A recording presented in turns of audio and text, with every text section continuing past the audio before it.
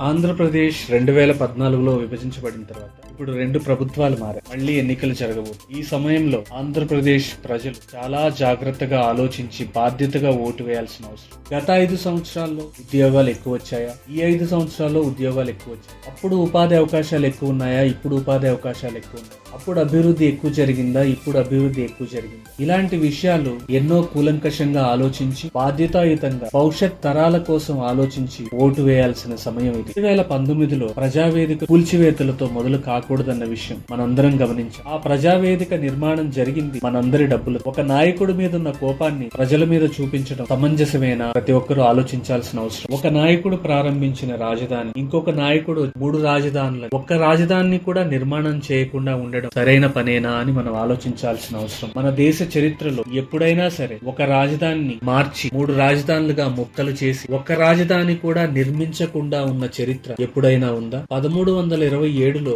Mohammed bin Tughlaq అనే ఒక రాజు ఢిల్లీలో ఉన్న రాజధానిని దేవగిరిలో పెట్టాడు. ఆ నగరాన్ని మనం దౌలతాబాద్ అని కూడా అంటాం. ఆ పనితో ఇన్ని వందల సంవత్సరాలుగా ఆ రాజుని మనం పిచ్చి తుగ్లక్, ఎవరే పిచ్చి పని చేసిన తుగ్లక్ చర్య. ఇప్పుడు ఇలాంటి చర్యలను మనం ఏమన్నా ఈ రోజున అమరావతి నిర్మాణం కొనసాగి ఉంటే అదొక సెల్ఫ్ ఫైనాన్సింగ్ నగరంగా ఆంధ్రప్రదేశ్ అంది వచ్చి ఉండే, పరిశ్రమలు వచ్చి ఉండేవి, కొత్త పెట్టుబడులు వచ్చి ఉండేవి, మనకంటూ ఆర్థికంగా కొన్ని వనరులు సమకూరి ఉండేవి. ఒక నాయకుడి మీద ఉన్న కోపంతో అమరావతిని విచ్ఛిన్నం చేయడం వల్ల నష్టపోయింది ఆ నాయకుడు కాదు, మన రాష్ట్ర ప్రజలు. భూ కుంభకోణాల గురించి ఆలోచించినప్పుడు నిజంగా దీని గురించి అర్థమైన ఎవరైనా సరే చాలా ఆలోచించి ఓటేయాల్సిన అవసరం. ల్యాండ్ టైటిలింగ్ అనే యాక్ట్ ప్రతి ఒక్కరూ చదవాల్సిన అవసరం ఉంది. మన భూముల మీద ఉన్నటువంటి ఒరిజినల్ డాక్యుమెంట్స్ వాళ్ళ దగ్గర పెట్టుకుని జిరాక్స్ కాపీస్ మన దగ్గర ఉంచుకోమనడం సమంజసమేనా? న్యాయస్థానాలను ఆశ్రయించే అవకాశం కూడా ప్రజలకు లేకపోవడం ఏ పరిస్థితికి దారి తీస్తుందో ప్రతి ఒక్కరు ఆలోచించాల్సిన అవసరం ఉంది. ఎన్ని భూ కుంభకోణాలు జరిగాయి, ఎన్ని రకాలుగా భూ కబ్జాలు జరిగాయి, ల్యాండ్ సెటిల్మెంట్లకు సంబంధించి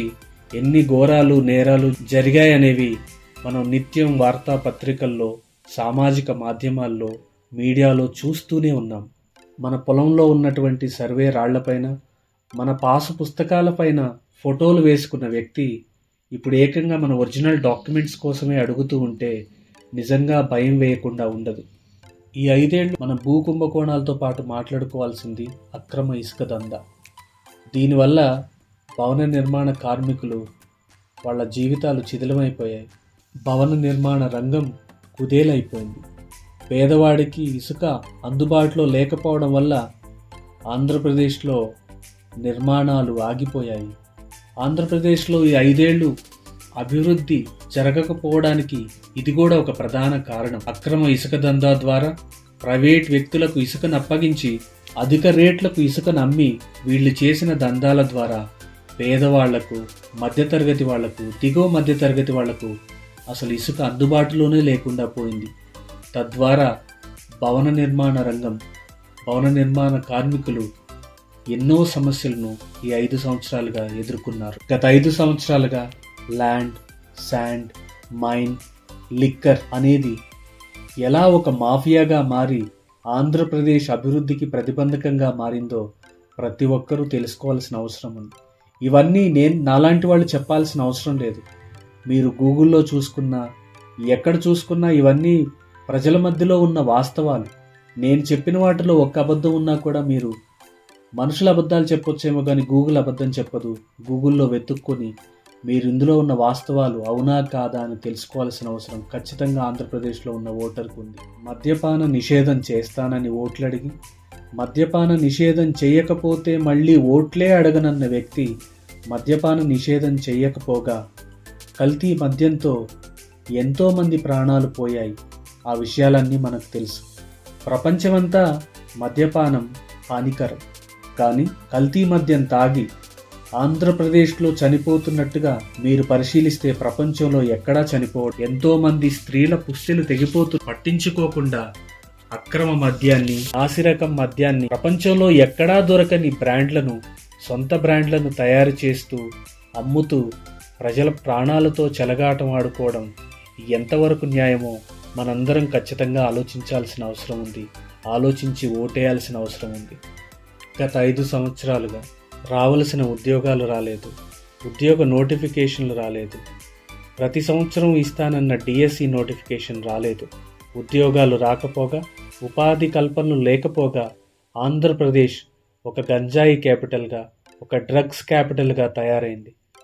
మన దేశంలో ఎక్కడ గంజాయి దొరికినా దాని ఆనవాళ్లు ఆంధ్రాలోనే గుర్తించడం జరుగుతుంది. గత 5 సంవత్సరాలు కూడా ఉద్యోగ నోటిఫికేషన్లు లేక నిరుద్యోగం భారతదేశంలో ఏ రాష్ట్రంలో లేనంతగా ఆంధ్రప్రదేశ్లో పెరిగిపోయింది. సంక్షేమం అనేది ఎప్పుడూ కూడా అభివృద్ధి చేసి, పెట్టుబడులు తీసుకొచ్చి, కొత్త కంపెనీలు తీసుకువచ్చి, కొత్తగా సంపదను సృష్టించి, ఆ సంపదను సంక్షేమం రూపంలో పేదవాళ్ళకి ఇవ్వాల్సిన అవసరం ఉంది. కానీ ఆంధ్రప్రదేశ్లో జరిగింది అప్పులు తీసుకురావడం, అవి తీసుకొచ్చి పేదవాళ్లకు పంచడం. సంపదను సృష్టించి సంపదను పంచాలి, కానీ సంపదను పెంచకుండా సంపదను పంచితే ఆ రాష్ట్రం ఏ విధంగా దివాలా తీస్తుంది అనడానికి ఆంధ్రప్రదేశ్ ఒక ఉదాహరణ. అప్పులు చేసి పేదలకు పంచాలా, అభివృద్ధి చేసి పేదలకు సంక్షేమం చేయాలా అనేది ప్రజలే నిర్ణయించాల్సిన అవసరం. అలాగే 2014 నుంచి 2019 వరకు విభజన హామీల్లో భాగంగా ఏమేమి సాధించింది ఆ ప్రభుత్వం, 2019 నుంచి 24 మధ్య విభజన హామీలను ఏం సాధించింది ఈ ప్రభుత్వం అనేది ఖచ్చితంగా పోల్చి చూసుకోవాల్సిన అవసరం ఉంది. ప్రత్యేక హోదా తీసుకొస్తానన్న నాయకుడు తీసుకురాలేదు, పోలవరం పూర్తి చేయలేదు, కొత్త రోడ్ల నిర్మాణం సంగతి తర్వాత ఉన్న రోడ్ల మీద గుంతలే పూడ్చలేదు. విభజన చట్టంలో ఉన్నటువంటి హామీలు నెరవేరాలంటే ఖచ్చితంగా కేంద్రంలో ఉండేటువంటి ప్రభుత్వ సహకారం రాష్ట్ర ప్రభుత్వానికి అవసరం. ఇప్పుడు మనకు కావాల్సింది పోలవరం పూర్తవడం, విశాఖపట్నంలో రైల్వే జోన్ నిర్మాణం జరగడం. విభజన హామీలు ఏవైతే మనకు ఇవ్వబడ్డాయో మన రాష్ట్రానికి, వాటన్నిటిని మనం సాధించాల్సిన అవసరం ఉంది, పూర్తి చేయాల్సిన అవసరం ఉంది. యువతకు ఉద్యోగ ఉపాధి అవకాశాలు రావాలి, మన బిడ్డల భవిష్యత్తు బాగుండాలి. భిన్నమైనటువంటి విద్యా వ్యవస్థ బలోపేతం అవ్వాల్సిన అవసరం ఉంది. ఎయిడెడ్ వ్యవస్థ రద్దు చేయడం ద్వారా, ఇంకా ఎన్నెన్నో కార్యక్రమాల ద్వారా, కళాశాలల్లో, యూనివర్సిటీల్లో నోటిఫికేషన్లు నింపకపోవడం ద్వారా విద్యా వ్యవస్థ చిన్నాభిన్నమైపోయింది. టీచర్ల కొరత, సిబ్బంది కొరతతో విద్యా వ్యవస్థ ఎన్నో సమస్యలను ఎదుర్కొంటుంది. ఆంధ్రప్రదేశ్లో ఉన్నటువంటి విద్యా రంగంలో విప్లవాత్మకమైనటువంటి మార్పులు ఖచ్చితంగా తీసుకురావాల్సిన అవసరం ఉంది. వైద్య అవకాశాలను పెంచాల్సిన అవసరం ఉంది. గత 5 సంవత్సరాలుగా శాంతి భద్రతలు రాష్ట్రంలో ఎంతగా క్షీణించాయనేది ప్రతి ఒక్కరికీ తెలుసు. పోలీసులకు ప్రతిపక్షాలతోనే సరిపోయింది. ప్రజల గురించి ఆలోచించే సమయం ఎక్కడుంది? బలహీన వర్గాలపై, దళితులపై జరిగిన దాడులు 75 ఏళ్ల మన దేశ చరిత్రలో, స్వతంత్ర భారతదేశ చరిత్రలో ఎప్పుడూ జరగలేదు. దళితులపై జరిగినటువంటి దమనకాండ గురించి ఆలోచించినప్పుడు ఎవరికైనా సరే బాధ కలగకుండా ఉండదు. ఎన్నో సంఘటనలు మనందరినీ కలిచివేస్తాయి. మాస్క్ అడిగిన నేరానికి పిచ్చోడిని చేసి ఒక డాక్టర్ని చంపేశారు. తను అల్లరి చేస్తున్నారని ప్రశ్నించినందుకు ఒక చిన్న కుర్రాడిని పెట్రోల్ పోసి తగిలెట్టేశారు. ఎంతమందికి గుండ్లు కొట్టారు, ఎంతమంది ప్రాణాలు తీశారు, ఎంతమందిపై దాడులు చేశారు, ఎంతమంది మహిళలపై హత్యలు, అత్యాచారాలు జరిగాయి అనే విషయం ప్రతి ఒక్కరూ ఆలోచించి నిర్ణయం తీసుకోవాల్సిన అవసరం ఉంది. విదేశీ విద్య అనే పథకానికి అంబేద్కర్ పేరును తొలగించి వాళ్ల పేరు పెట్టుకోవాలంటే ఎంత ధైర్యం ఉండాలి? అంబేద్కర్ అభిమానులను, నిజంగా అంబేద్కర్ని అభిమానించే వాళ్ళు ఈ నిర్ణయంతో ఎవరైనా ఓటు వేస్తారా?